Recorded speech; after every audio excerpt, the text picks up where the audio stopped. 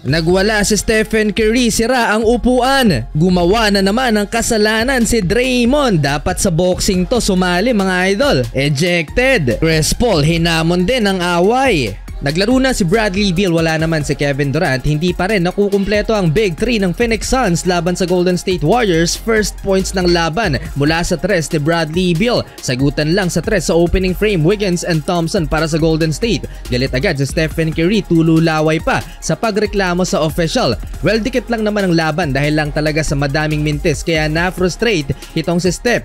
Parang tinatamad na bumalik sa upuan. Last 28 seconds sa opening frame, biglang naghihiyawan ng home crowd dahil may ipinasok si Frank Vogel na bihirang bigyan ng playing time. Yan nga ay si Bol Bol, fan favorite pa naman din to. Tabla sa 25 end of first quarter. Podziemski sa simula ng second quarter and one layup laban kay Bradley Beal. Bol Bol naman naisahan ni Klay Thompson, nakapag-draw ng foul. Chris Paul din tinirahan ng harapan ng napakahabang si Bol Bol. Nag-run ng Golden State at umabot ng 13 points ang lamang nila sa home team. At tuwang-tuwa na si Stephen Curry sa bench ng Warriors. Hype na rin si JK nang dumakdak sa harap ni Bol Bol. Ganda ng assist ni Chris Paul sa play na to.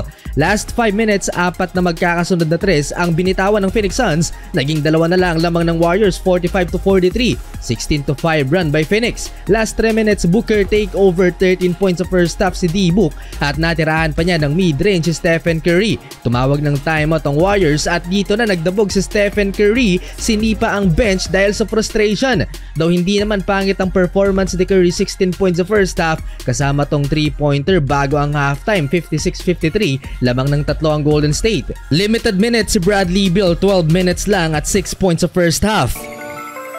Third quarter, nalagasan pa ng isang player ang Phoenix Suns, hindi na nakabalik pa si Josh Okogie. Painit na ang ulo ni Draymond Green mga idol. Maganda ang laban, na foul trouble nga lang si Devin Booker pero pinaglaro pa din. 8-minute mark, gumawa na naman ng kasalanan si Draymond nang hatawin niya ng kanyang kanang kamay si Jusuf Nurkic. Para talagang nasuntok ng boksingero itong big man ng Phoenix Suns sa lakas. Hinamon pa ng isang player ng Phoenix si Draymond Green para ipagtanggol si Jusuf Nurkic. Well, na-eject si Draymond Green matapos siyang sampalin ng flagrant penalty foul 2. Nagkakasagutan na rin si Devin Booker at Stephen Curry. Nakuha na ng home team ang lamang sa Golden State Warriors. Mapapaaway pa yata si Chris Paul. Hinamon ng big man ng Phoenix Suns. Tapos ang third quarter lamang ng isa ang home team, 88-87. Fourth quarter, dogfight mga idol. Chris Paul mid-range. Sasagot naman si Bradley Beal. Huling 6 na minuto mga idol, Devin Booker back-to-back 3-pointers para bigyan ng 7-point lead ang Phoenix Suns.